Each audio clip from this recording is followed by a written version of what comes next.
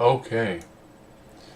Daniel Bryan versus Kurt Angle. Since we're going to see them on Monday as opposing GMs. And they're two guys who we never got to see wrestle. Even though I'm pretty sure when they're on screen together, we'll probably be hearing them scream one more match. So, I'm not taking them at their current iterations because that would be kind of unfair. Because both of their bodies have taken a tremendous amount of abuse given their careers. So, this is going to be a little bit differently. And you'll find out towards the end of this video. Now, with most of these, if a person is ahead by one, more than likely they would win. Again, I'm entirely aware that wrestling is fake. It's choreographed fighting. This is almost like saying, well, who would win in a fight between, Mace Windu and Darth Sidious? Well, we also episode 3, and Darth Sidious killed Mace Windu. There was a run-in from Anakin, but still. So, I don't think I need to really explain. One is Olympic gold medalist. One is Daniel Bryan, an indie darling, one of the most over wrestlers that the E has had. And I don't know how long. Great, prolific, technical wrestler, an Olympic gold medalist who, had he not left the E and gone to TNA, had he gotten a rehab, would easily be the biggest star, period, in the world of professional wrestling. He went to TNA, did great work there, did work in IWGP. Daniel Bryan, of course, was Bryan Danielson, the American Dragon, for a good portion of his career. Did tremendous work in Ring of Honor. He probably did TNA back when it was the every week pay-per-views. And of course is primarily known for his WWE run as well as his run with the Nexus. Kind of. And then being fired because someone wore a tie and he decided to choke them out. I've heard people say that Daniel Bryan is a garbage wrestler and this match makes no sense. Daniel Bryan wrestled a very similar style to Chris Benoit. And before people say no he doesn't, suicide dive, diving headbutt, more of a brawler style. There's a lot of striking, a lot of vicious kicks from Daniel Bryan and Chris Benoit. And they both used a crossface style submission. And they both look at the Dynamite Kid as a reference point for how they learn how to wrestle. Kurt Angle, weird piece of trivia, really signed to ECW. He was supposed to debut on the exact same episode where they crucified the Sandman. He said, don't put me on the show. And then eventually made his way to the WWE. So, let's get right into this. Strength. I don't think I would deny the fact that Kurt Angle, when you see almost all the photos of him, dude is a tank. Hucking bodies left and right. He is a massively powerful individual. Speed. I'm going to give the speed advantage to Daniel Bryan, and this is because a lot of Daniel Bryan's offense, since he's a smaller competitor, a lot more of it is running moves. Whether it's the knee that beat John Cena, or it was the turnbuckle drop kick, or it was having a full head of steam to dive through the ropes to do the suicide dive. There's a lot more when it comes to there's a lot more of that really quick, sudden movement. Endurance. Oop. Got something messed up with my Excel here. Endurance. During Daniel Bryan's time in Ring of Honor, he did a lot of 1-hour draw matches. And, he wrestled some fantastically long matches that were very well done. Toughness. Now here I got to compare Kurt Angle with a broken neck and a body that was quitting on him, still wrestling. And Daniel Bryan going through all of his injuries and still maintaining. I'm actually going to give it to Daniel Bryan, and this is because I actually remember being at a Ring of Honor show. Daniel Bryan had an eye injury, and he wrestled Takeshi Morishima. So he had an eye injury, and he took on a massive individual and almost won. with one eye. And he had the eye problem for a while. That's incredible. I mean, wrestling with an eye injury. That's huge. I'd definitely say wrestling with an eye injury is a definite true test of toughness. And he's married to someone who screams Breen mode all the time. That's a level of toughness in and of itself. That every now and then he gets to hear someone scream Breen! And you know what? He hasn't done anything incredibly violent yet. That is definitely mental fortitude. Striking. Like I mentioned earlier, you've got the knee that beat John Cena. You have the yes kicks.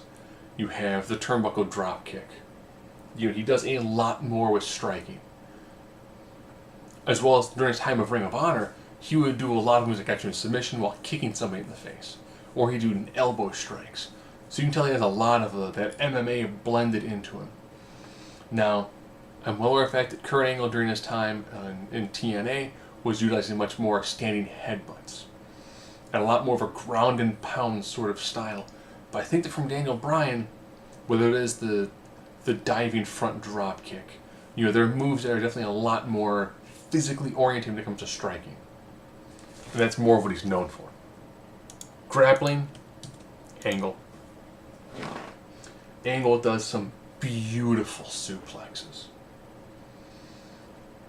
I always love when his opponent on the rope, and Angle would like hop up and do this beautiful release belly to belly off the rope. Guy had amazing suplexes. Oh, he was great at suplexing. So great at suplexing. If Brock Lesnar is the mayor of Suplex City, Kurt Angle is like the architect of Suplex City. He was the person where he laid the groundwork for Suplex City.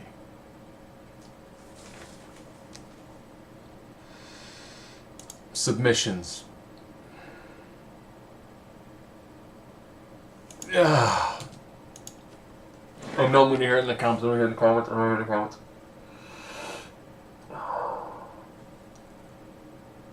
The transitions that Angle would do for that ankle lock were just absolutely mind-blowing. How well he did with the ankle lock on almost anybody anywhere. And the people they tapped out with it. I think it was one of the first people to tap out Kane. Oh, so he's absolute. No offense to Samoa Joe, but such a submission machine here when it comes to Kurt Angle. Yes, Daniel Bryan was great with the lapel lock. Later it was called the yes lock. But once he ended up having that running knee, he used the knee instead of the submission. Where Angle, you had either the ankle slam or you had the ankle lock. And he won so many big matches with that ankle lock. And he also wrestled someone like Chris Benoit and Jericho, who were both very highly skilled submission wrestlers. So you can tell he had a lot different caliber of opponent to wrestle that really showcased his submission skills. As well as someone like Samoa Joe and AJ Styles. So I think that Kurt had a better group to do mainstream submissions work with. High flying. Daniel Bryan definitely left his feet a lot more, did a lot more of the aerial moves. Over with the crowd, not back to that. Ring psychology. Kurt Angle. Kurt Angle brought this unique level of intensity. I think it's because he was an actual legitimate, gold medalist. When he was playing a heel, he knew how to change the facial features to make him look like a guy you really wanted to punch, but you probably wouldn't, because you'd probably catch your fist while you're trying to punch him and get you an ankle lock somehow. And when he was a face, brilliant face.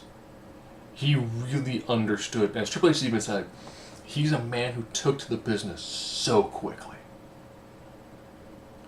And he knew how to work it. if anything, if he decides to, quit doing the Raw GM thing, I think he'd be great to see at the Performance Center.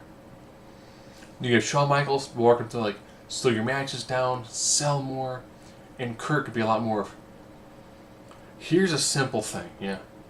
I wore a mouth guard for a while. Oh. Which gave this really different look. A mouth guard on a wrestler, when they smile, they show their teeth, and you can put a logo there and something's really different, really unique. They showed a lot of intensity. And of course, yes, that was one of his 3 eyes. So he knew how to bring this really different style and really draw people into a match. Mic work. I know I'm going to hear this one too.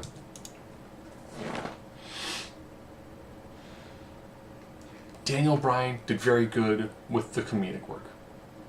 And his mic work now is great because he has that aw shucks. That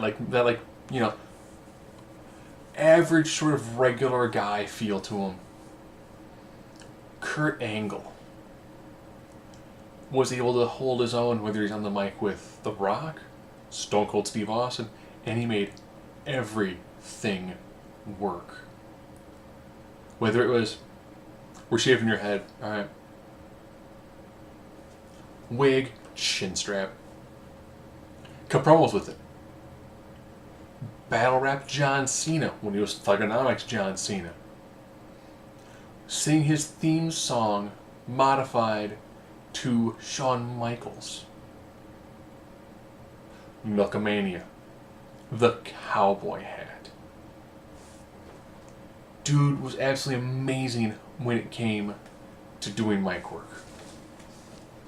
So we're entirely tied up now. Comes out over the crowd. And you know what? Here's my opportunity to allow you, the viewers, to decide who you think is more with the crowd. You think the fact that people will chant in a loving fashion, "You suck," during someone's theme music? And the massive pop that Kurt Angle gets? You think that that's bigger than the yes chance and the no chance? So, I'll leave this like this. And at the end of the month, I will do a recap video where I will describe, using the fan votes in the comments, and there's not a lot, I'll use my own opinions on this, who is more over with the crowds. As of right now, we're at a tie.